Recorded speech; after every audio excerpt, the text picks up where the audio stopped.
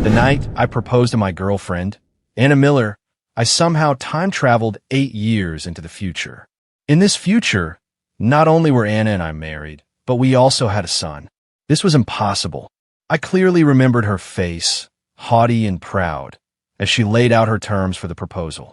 Marriage is fine, Noah, but on one condition. I don't like kids. We'll be child-free, and you have to get a vasectomy. To marry her, I agreed without a second thought. Whatever you want, I promised. I'll never pressure you. Staring at the family portrait on the wall, I thought maybe 8 years of being together had changed her mind. But I quickly realized that wasn't the case. Anna was cold to me, and even our son seemed to dislike me. I later found out that the man in my wife's heart had never been me. The entire marriage was a mistake from the start. But just as I decided to fix this error, she clung to me, refusing to let go. It had all started after the proposal, after getting drunk. When I woke up, I was 8 years in the future. Now, looking at the family photo on the wall, my memory was a complete blank. I had no idea where this child came from, and had been so adamant about being child-free. So how do we have a son? Before I could process it further, the front door opened. Anna walked in, dressed in a designer power suit. She looked the same as she did 8 years ago, just more mature and polished. She dropped her purse on the table and poured herself a glass of water. "Why are you so late?" I asked, my voice gentle. Anna didn't even look at me. Her tone was flat. "Things at the office. It ran late." With that, she turned and walked toward the master bedroom. A moment later, her angry voice erupted. "Noah Carter, are you trying to end this marriage?" The next second, she stormed out of the bedroom holding my lounge clothes and threw them at my feet. "Who gave you permission to go into my room?" Seeing her icy expression, I was stunned. "We're married. We have a child.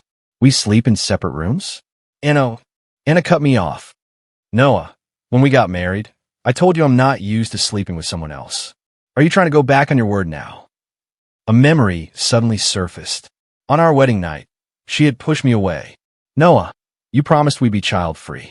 Besides, I'm not comfortable sharing a bed. You can sleep in the guest room." Later, I had the vasectomy, but she still found excuses for us to sleep apart. Over time, I stopped bringing it up. For 8 years of marriage, we had always slept in separate rooms. Staring at her now, the woman before me felt like a complete stranger. "Anna, we're legally married. What kind of couple sleeps in separate rooms for their entire marriage?" Hearing my words, Anna's expression softened slightly.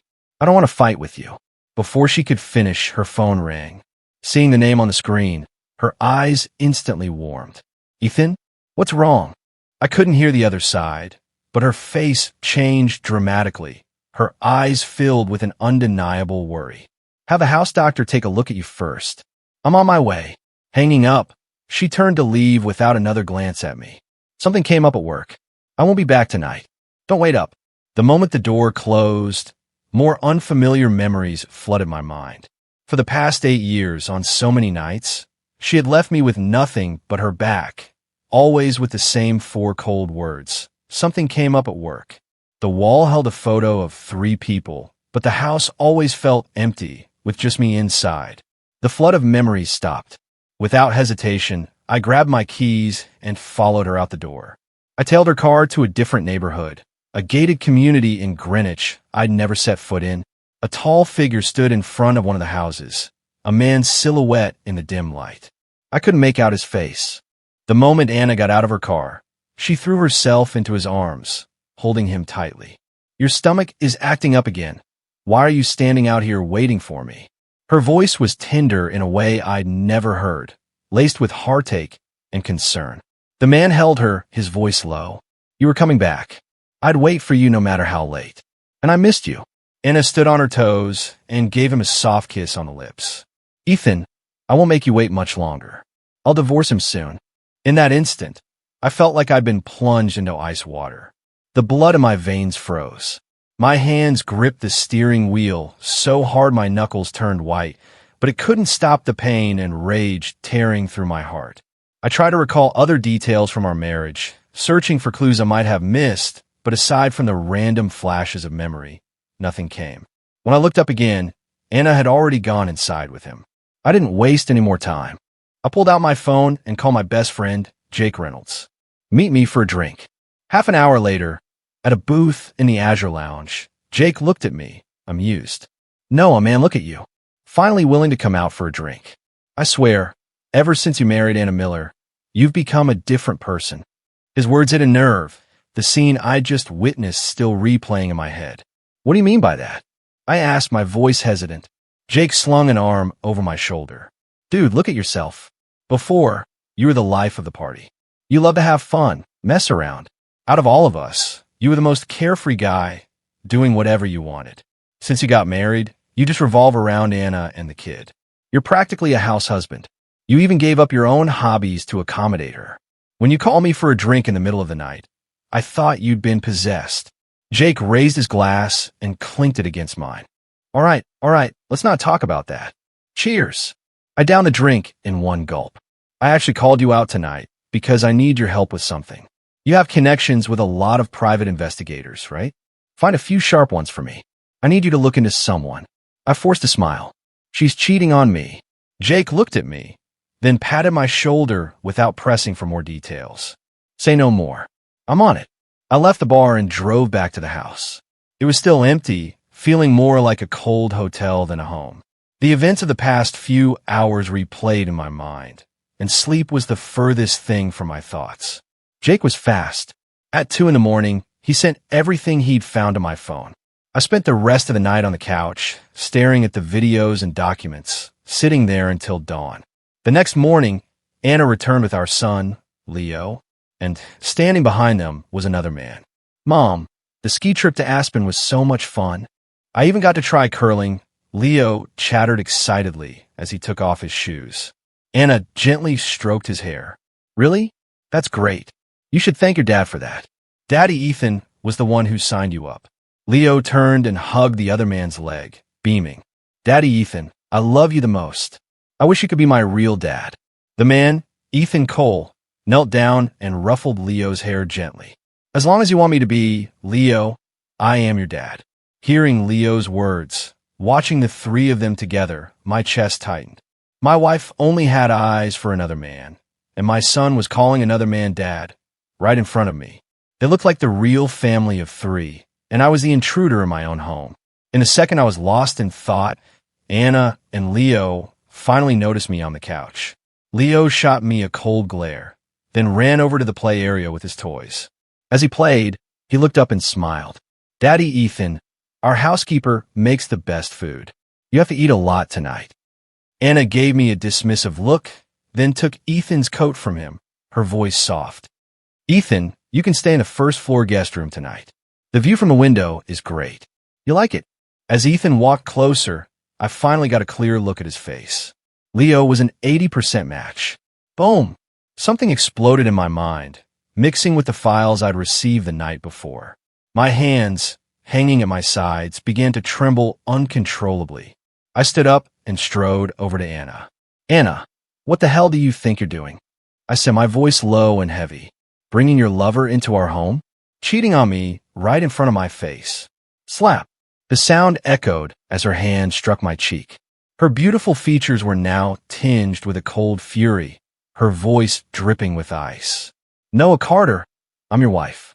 Are you trying to humiliate yourself by making things up?" I saw a flicker of guilt in her eyes and sneered. "Anna, you remember you're my wife? Then tell me, in the last 8 years, has there been a single day when you've treated me like your husband?" I took a deep breath, the anger and pain welling up inside, forcing me to close my eyes for a second. The files Jake sent me last night had filled in the missing 8 years of my memory. After we got married, I gave up my career and my hobbies for Anna. My world seemed to revolve only around her. When she was sick, I took care of her. When her business hit a snag, I was the one who pulled strings and begged for favors.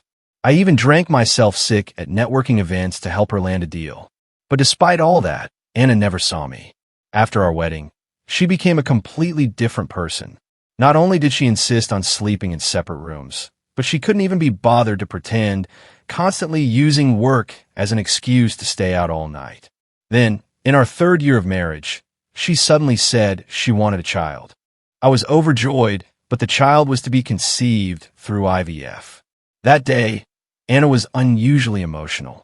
She knelt before me, holding my hands tightly, her eyes red and her voice choked with tears.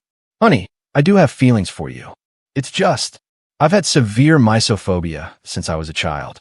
Physical contact with the opposite sex is very difficult for me. I love you. That's why I want to have a child with you. I just can't get past that mental block right now. So can we try IVF? Please don't look down on me. Although something felt off, seeing her tear-filled eyes made my heart soften. In the end, because I loved her, I gave in. I looked at Anna's cold, indifferent face and felt like I was looking at a stranger. 8 years ago, I loved her, but it wasn't the real her. My phone buzzed twice. I opened it to see the paternity test report from Jake. I smirked, pulled up the report on my phone, and held it in front of her. What do you have to say now? Anna looked away, her eyes welling with tears. The report isn't wrong. Yes, Leo is Ethan's son. So what? Noah, wasn't this all what you wanted? 10 years ago, you were the one chasing after me like a lost puppy, begging me to be with you. 8 years ago, you were the one begging me to marry you. If my family hadn't insisted I marry someone from a good family, and if Ethan's health wasn't poor, do you think I would have lowered myself to marry you? If I didn't need you as a cover to successfully have Ethan's child, I would have divorced you long ago. It was the same face I knew, no different from 8 years ago. But now, standing next to Ethan with her hands on Leo's shoulders, every word she spoke sent a chill down my spine. In a daze, I remembered when we were dating. I was hospitalized for a stomach issue, and she fed me porridge spoonful by spoonful. Noah, you scare me this time. Please stop working yourself to the bone and ignoring your health. I felt frozen, staring at her blankly. So you never loved me. In your eyes, I was just a shield, a tool for you to deal with the Miller family. At my words, Anna's expression shifted. She met my gaze for a few seconds, then looked away, avoiding my eyes as if she'd been stung. Ethan, standing beside her, looked at me with mockery and wrapped his arm around her waist. The next second, Anna's voice came out, firm and clear. That's right. I never truly loved you. At that moment, Leo, who had been silent, seemed to sense the tension. He suddenly ran forward and shoved me hard. I don't like you. I don't want you to be my dad. I only want Daddy Ethan. In that instant, everything inside me began to crumble. The joy of the successful proposal 8 years ago, the surprise of seeing the family photo just hours before, it all vanished. I just felt a wave of exhaustion and powerlessness, and a bitter sense of how foolish I'd been. Looking at the three of them, a sour pain filled my heart, but I quickly suppressed it and let out a heavy breath. If that's the case, there's no need to drag this out. Anna, I'll let you go, and you let me go. Let's get a divorce. Get your things ready. I'm available to sign the papers anytime. With that, I turned my back on them and walked out.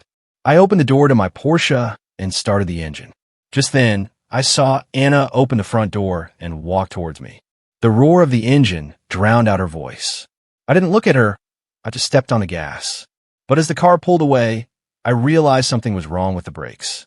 No matter how hard I stomped on the pedal, the car wouldn't slow down.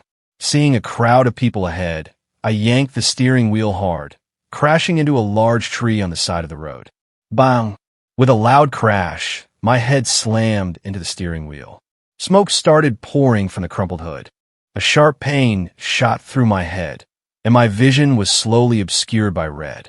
In the last second before I lost consciousness, I thought I saw Anna running towards me. Noah! Noah! Hearing a voice in my ear, I slowly opened my eyes. The first thing I saw was Jake's face, magnified right in front of mine. The shock snapped me back to reality. I shot upright. Seeing my reaction, Jake laughed. Dude, seriously? It's just a proposal. Do you have to be this dramatic? Look at the dark circles under your eyes. How many nights have you lost sleep over this? No wonder you fell asleep, just sitting here. Proposal? I repeated the word, completely lost. Who's proposing to who? Didn't I just get into a car crash? What's going on? How did I get here? Noah, are you still half asleep? It's your proposal to Anna Miller today. You're the one who dragged all of us here to be your cheerleaders. Hearing this, my heart sank. I immediately grabbed my phone and looked at the date. It really was 8 years ago, March 30th, 2017, the day of my 2-year anniversary with Anna. I had really traveled back to the day of the proposal. I really got a second chance. A smile spread across my face. I reached out and clapped Jake firmly on the shoulder. Jake, you're right. It's just a proposal. No need to make such a big deal out of it. In fact, I walked over to the balloon arch that had been set up, pulled one off, and squeezed it until it popped. This proposal doesn't need to happen at all. Proposal's canceled. It's a party now. Hearing my words, Jake and a few other friends stood up and walked over, looking at me like they'd seen a ghost. No way. What kind of dream did you just have? Weren't you completely obsessed with Anna, like she had you under a spell? And now you're calling off the proposal at the last minute. I tossed the balloon fragments aside. What? I can't. I patted Jake's shoulder lightly. I think what you said before made a lot of sense. We're young. We've got our whole lives ahead of us. We shouldn't give up the entire forest for a single flower. And honestly, thinking about it, Anna and I have been together for a while, and it's gotten pretty boring. Jake burst out laughing. It's about time you came to your senses.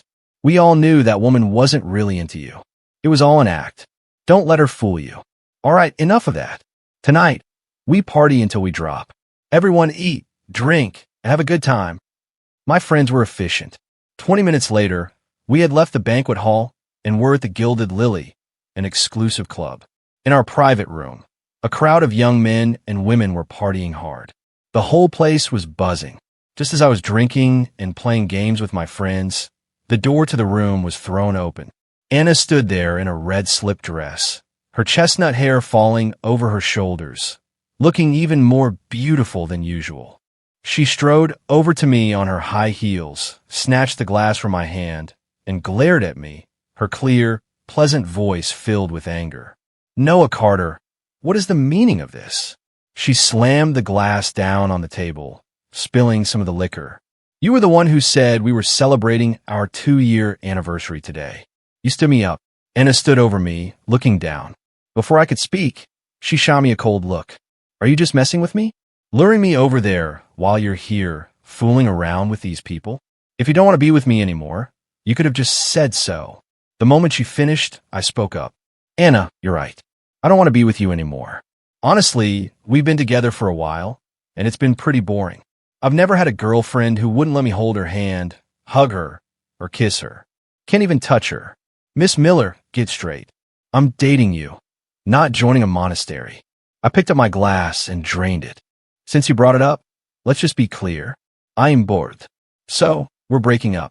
It's that simple. Anna stared at me in disbelief, her beautiful face turning pale. She clenched her fists tightly, as if trying to control something. I could even hear a slight tremor in her voice. Noah Carter, you were the one who chased me relentlessly, begging me to date you. And now you say you're bored? Are you playing me? Seeing her incredulous expression, I couldn't help but think of the way she had slapped me. The way she had stared at me with cold, hateful eyes, spitting out those cruel words. The way she had admitted, I never truly loved you. The memory made me smirk. Yeah, I am. This young master is done waiting on you. Got a problem with that. I stood up, leaned in close, and whispered in a voice only we could hear. Besides, were you really with me because you liked me?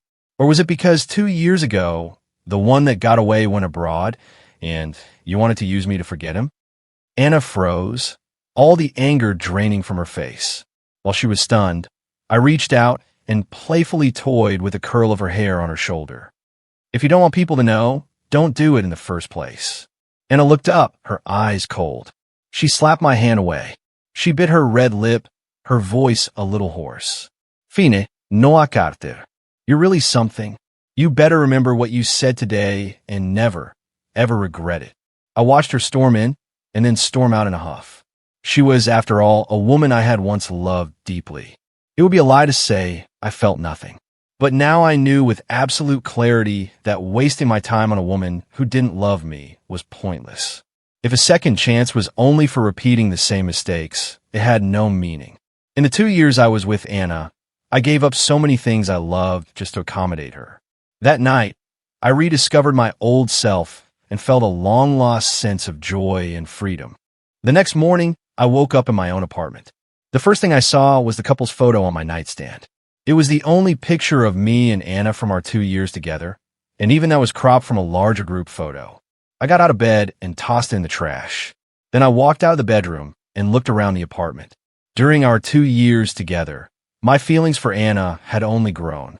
I had filled the apartment with things for her: toiletries, skincare products, designer clothes, limited edition bags, jewelry. I wanted to give her the best of everything, but she never gave any of it a second glance. She rarely even set foot in my apartment. I called the housekeeping service and had them pack everything up. Then I posted a picture of it all on my Facebook page. Brand new bags, jewelry, women's clothes. If you like anything, come to my apartment and pick it up. It's free. Soon, the comments started rolling in. Damn, that's my boy Carter, always generous. I remember that necklace on the right is worth over 10 grand, right? Noah, save that bag on the left for me. I've wanted it for ages, but could never find it. I sat on the couch, my legs crossed, scrolling through the comments with interest. It wasn't long before there was a knock on the door. Anna was standing there, her hand still raised in a knocking gesture, as if she hadn't expected me to open the door so quickly. Her expression was still a bit stiff. She had changed into a white knee-length dress, her hair tied back in a ponytail. While she still looked annoyed, the rage and loss of control from yesterday were gone. What do you want? If she had shown up like this in the past, I would have been thrilled. But now, I just looked at her coldly, as if she were a stranger who had shown up unannounced. Anna looked at me, pursing her lips. Noah, what's the meaning of your Facebook post? I chuckled. You didn't want any of that stuff when I offered it to you. You wouldn't even look at it. Now that I'm getting rid of it, do I need my ex-girlfriend's permission? Anna blinked, her voice a little hoarse. Noah, are you really breaking up with me? I raised an eyebrow. What do you think? That I was drunk and just messing around? But we grew up together. We've been together for 2 years. I crossed my arms. Anna, the depth of a relationship isn't just measured by time. You never had me in your heart, so you don't need to put on this act for me now. You don't like me, and I won't hold you back. With that, I moved to close the door, but Anna suddenly grabbed my arm. She looked at me with a stubborn glint in her eyes, as if hesitating over something. After a moment, I heard her say with difficulty, Our parents both know about us. What are you going to do? What is there to do? It's just a breakup. I don't think we need to report it to our parents. Anna, it's the Miller family that needs my family's help, not the other way around. Don't tell me you never understood that. At my words, she finally let go. Seeing her devastated look, my mind flashed back to the Anna from 8 years in the future, the one who only had eyes for another man and treated me like I was nothing. Anna, don't tell me that after 2 years together, you didn't like me at all, but now that I've broken up with you, you suddenly regret it. Anna gave me a deep look. Noah Carter, I won't regret it. Not in the past, not now, and not in the future.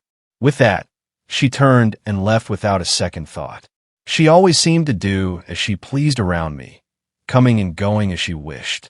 But it didn't matter anymore. My heart had died the moment I learned the truth. There are thousands of women in the world. I might fall in love again, but it would never be with her. After that day, I spent my time partying with my friends and having a great time. Anna didn't reappear in my life until half a month later when the Carter Group landed a huge project. My parents threw a celebratory gala, and the Miller family was on the guest list. That's when I saw her again. In the ballroom, I was sitting in a corner in my suit, chatting idly with Jake. Just then, a young woman in a pink evening gown walked over with a glass of wine. She looked no older than 20, with a cute face and a refined air, clearly the pampered daughter of a wealthy family. She walked up to me and said shyly, Noah, long time no see. I raised an eyebrow at her. Do I know you? The girl looked taken aback for a second, then her face fell. Noah, it's me, Chloe Vance. Our families used to be neighbors when we were kids. You used to take me everywhere to play. Don't you remember? Looking at her face, a distant memory surfaced. As a child, she used to follow me around like a little shadow, even boldly declaring, I'm going to marry my Noah when I grow up. But then, when Chloe was 10, the Vance family moved abroad, and we lost touch. I smiled, and moved over to make room for her. Sorry, it's been too long. I didn't recognize you at first. Chloe's voice was soft and sweet. It's okay. I've been away for so long. It's normal that you wouldn't recognize me. She sat down next to me, her eyes crinkling as she smiled. Noah, I heard you broke up with your girlfriend. I was wondering if I might have a chance. Her directness caught me off guard. Before I could answer, Anna, who had been watching me from a distance, suddenly walked over. She still had that cold, slightly arrogant air about her. Noah Carter, I need to talk to you. I looked at her and couldn't help but scoff. Miss Miller, we've broken up. A good ex is one who acts like they're dead. I don't think we have anything to talk about. I stood up and offered my hand to Chloe. Chloe, come on. I'll take you somewhere fun. Chloe smiled and took my arm, and we started to walk away. But after just a few steps, my other hand was grabbed by a soft, fair hand. Anna looked at me, her eyes red, filled with an emotion I couldn't quite decipher. Noah Carter, she said, her lips pressed tightly together, her voice hoarse. As she spoke, she glanced at Chloe beside me. Chloe looked at me and said gently, Noah, since this lady has something to say to you, I'll just wait over there. She tactfully stepped aside, giving us space. What is it? Say it. It had only been half a month, but Anna looked like she had changed a lot. She still had that cold, proud demeanor, but she looked haggard. Even with her exquisite makeup, she couldn't hide the dark circles under her eyes. If it's nothing, then move. My voice was cold. I pulled my hand back and was about to leave, but Anna blocked my path again. Wait. My patience was wearing thin. I frowned. I'm not interested in playing out some romance novel scene with you. Noah, I've completely broken things off with him. Anna's voice was so soft, I almost didn't hear her. She spoke again. I admit, I had a boyfriend before I got with you. And 2 years ago, I did agree to date you because he went abroad. I always knew you were good to me. I'm sorry. I didn't see my own heart clearly. She looked at me intently. When he came back not long ago, I was tempted to get back with him. But Noah, I have to admit, after we broke up, I suddenly realized that I've actually fallen for you. From the first moment I fell for Anna, I'd always hoped to hear her say those words. But she never said them when we were dating, and certainly not during that future marriage. Hearing them now, I just found it laughable. I really did smirk. Anna, I seem to recall you saying just 2 weeks ago that you would never regret it. Anna looked down. I didn't understand my own heart then. I do now. Noah, I have feelings for you. It's too late. Anna, from the moment I said we were breaking up, I stopped liking you. With that, I looked away and turned to leave. After a few steps, I glanced back at her, still standing in the same spot. If you really like someone, you wouldn't be repulsed by physical contact. The fact that you couldn't stand me touching you means that deep down, you were repulsed by me. After I left, she remained standing there. In the car on the way home, my mind was filled with the image of Anna's final, dejected look. Although we hadn't seen each other in the 2 weeks since the breakup, Jake had told me that the day after we broke up, Anna had moved into the apartment Ethan was renting. Their bliss lasted only a few days before they had a massive fight. The trigger was a $10,000 handbag. Ethan had used Anna's money to gamble online and had lost tens of thousands in just a few days. Yet he had the audacity to point his finger at Anna and tell her she shouldn't have spent $10,000 on a bag. Naturally, Anna couldn't stand for that. They argued, neither backing down, and it ended in a huge fight. That same night, Ethan packed up all of Anna's things and threw them out. A few days later, he was off to another country with another rich woman. Jake had laughed when he told me about it. If you ask me, Anna is the classic case of not knowing what she has until it's gone. She had to go digging in the trash. The guy has no family background, no skills. He's just a con artist. The wind coming through the car window was a bit cool, blowing away the smell of alcohol on me. I had known Anna for years, and I thought I understood her. Maybe there was a kernel of truth in what she said tonight. Maybe there was a fleeting moment when she had felt something for me. But she definitely didn't love me. Her swallowing her pride to come back to me wasn't some case of, you don't know what you've got till it's gone. It was a calculated decision, a choice made after weighing her options. It was because she realized the man she had once put on a pedestal was a complete piece of trash. Moreover, The Miller family's company was having cash flow problems recently and desperately needed an injection of capital. And the only person she could turn to was me. Unfortunately for her, I was no longer the man who would do anything for her. Some mistakes, once you know they're mistakes, shouldn't be allowed to happen again. I just didn't expect her to come looking for me again. 3 days later, I was still half asleep when someone started knocking on my door. Who is it? It's so early. When I opened the door, I saw that familiar face. Only this time, Anna wasn't even wearing makeup. Her clothes were wrinkled, and her eyes were bloodshot. Noah, I regret it. I'm willing to come back to you, to be with you. Will you please help my family? Just as I was about to speak, my phone buzzed with a notification. On the screen was the latest financial news. Real estate, giant Miller Properties, major development fails. Capital chain broken. Breaking. Miller Properties shareholders in mass sell-off. Chairman of Miller Properties hospitalized with sudden heart attack. Seeing the news, I instantly understood why the always immaculate Anna looked so disheveled.